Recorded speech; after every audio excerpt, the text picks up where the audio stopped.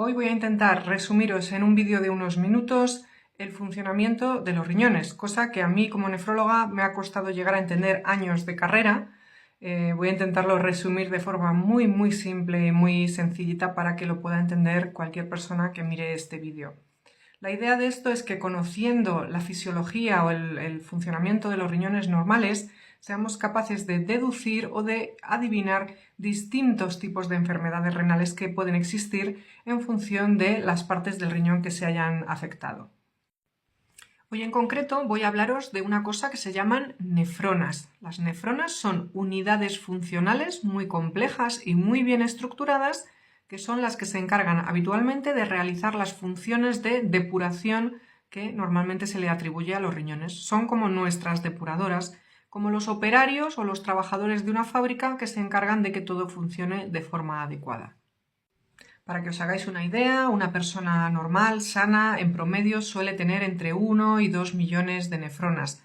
Aunque esto es muy variable entre personas, no todo el mundo tenemos las mismas y puede haber algunas personas que tengan menos de nacimiento, como pueden ser personas que nacieron prematuramente o personas que nacieron solo con un riñón que van a tener la mitad de nefronas.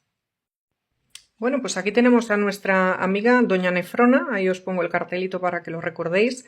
La nefrona, como veis, es una estructura bastante compleja que está formada por distintas partes que os voy a ir explicando.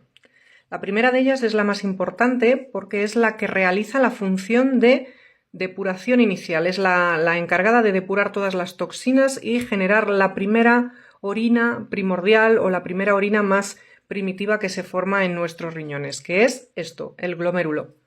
Os lo pongo aquí para que lo recordéis, glomérulo. El glomérulo es una maraña de vasos sanguíneos que se forman a partir de un vaso sanguíneo que entra, que es lo que se denomina arteriola aferente. Se llama aferente porque es la que entra. Esa arteriola hace una especie de bucle de vasos sanguíneos que luego van a salir en forma de arteriola eferente. Y además esta arteriola la he representado así un poquito más larga para que os hagáis una idea de que esta arteriola luego se va distribuyendo por toda esta zona y aporta mayor riego sanguíneo al resto de segmentos de la nefrona. Pero la ponemos aquí para que no moleste. Lo que tenemos a continuación son una serie de tubos. Esto es una estructura tridimensional, aunque aquí lo veáis en plano porque lo he recortado con cartulina. Esto en realidad es una imagen 3D. Tenéis que imaginaros como si fueran unas cañerías, unos tubos que primero son un poquito enrevesados, luego se alargan y se hacen una especie de horquilla y se vuelven a enrevesar. Todo este trozo, esta zona de tubería, son lo que denominamos túbulos.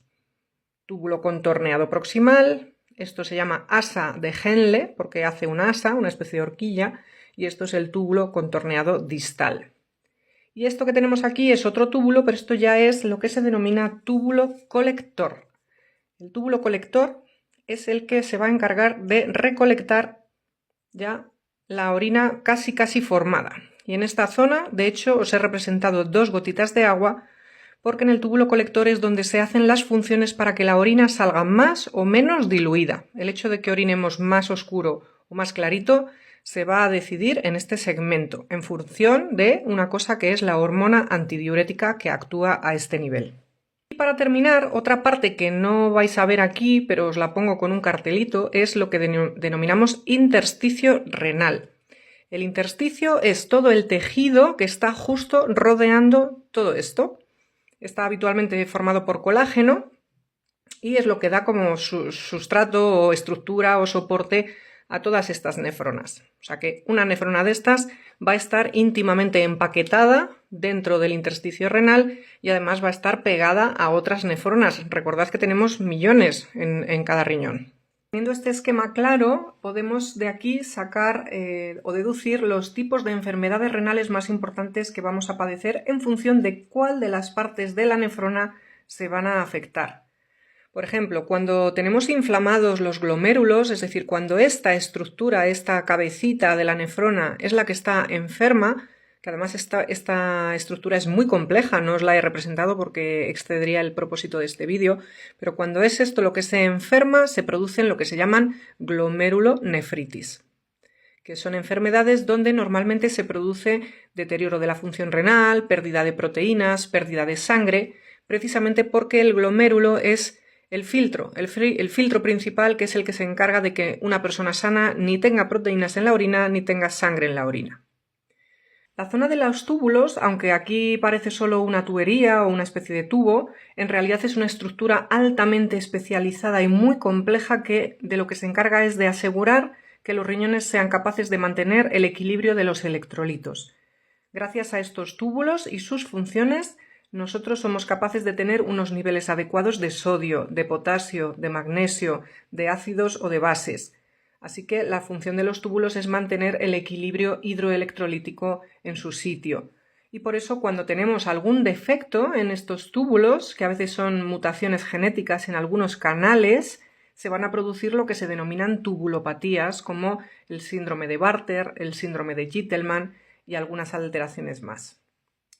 Cuando lo que tenemos es inflamación en el intersticio, que es toda esta zona, y de hecho os lo represento aquí con unas células inflamatorias que se están infiltrando en el intersticio y generando edema e hinchazón, podemos tener lo que se denomina nefritis intersticial o nefropatía intersticial crónica. En estos casos, lo que se ve afectado predominantemente es el intersticio, los glomérulos no se suelen afectar, y aquí el daño principal es la inflamación que luego se convierte en fibrosis. La fibrosis del intersticio renal es la principal causa de que las enfermedades renales vayan progresando. En los pacientes que tienen poliquistosis no se suelen afectar estos segmentos de la nefrona, pero lo que sucede es lo siguiente, es que empiezan a aparecer degeneraciones del intersticio renal que son quistes, o sea, bolas, son bolitas de líquido que van apareciendo, cada vez salen más, os las represento con bolas de Navidad porque no tenía otra cosa, pero al final lo que hacen es ir invadiendo el tejido renal y lo van desestructurando. Y ese es el trasfondo de la nefropatía en el caso de la poliquistosis autosómica dominante. Es una enfermedad que se considera intersticial precisamente porque los quistes realmente lo que van a hacer es ir ocupando el intersticio y los glomérulos habitualmente no se ven afectados. De hecho, en la poliquistosis no suele haber proteinuria. Finalmente, el último compartimento que se puede afectar en las enfermedades renales suelen ser los vasos sanguíneos, las nefropatías de origen vascular, que puede ser bien por afectación de vasos pequeños, como son estos que os represento aquí, pero también puede ser por afectación de grandes vasos. En estos casos son lo que se llaman nefropatías isquémicas. Y luego pues tenemos algunas enfermedades renales donde se va a producir un poquito de todo a la vez, donde el ejemplo más típico es la diabetes. En la diabetes es frecuente que exista daño en los glomérulos, daño en el túbulo intersticio, daño en todo el tejido renal y también en los vasos sanguíneos. Para finalizar, muy rápidamente, mencionaros que los principales medicamentos que utilizamos para la nefroprotección actúan sobre algunas partes concretas de la nefrona. Por ejemplo, sobre esta arteriola eferente actúan el enalapril, el losartán, lo que hacen es vasodilatar esta arteriola para que el glomérulo no sufra tanta presión. La dapaglifosina o la empaglifosina o la canaglifosina son moléculas que lo que hacen es actuar en este túbulo proximal bloqueando un transportador de glucosa, y eso es lo que se traduce luego en un alivio en la hiperfiltración. Además también tienen un cierto efecto sobre esta arteriola. Así que como veis, esta estructura, la nefrona, es muy compleja y es la que justifica que tengamos diversos tipos de enfermedades renales con distintas formas de tratamiento.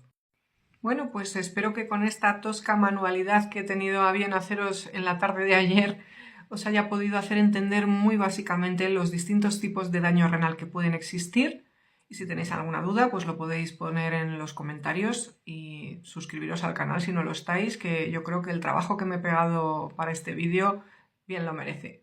Que tengáis buena tarde.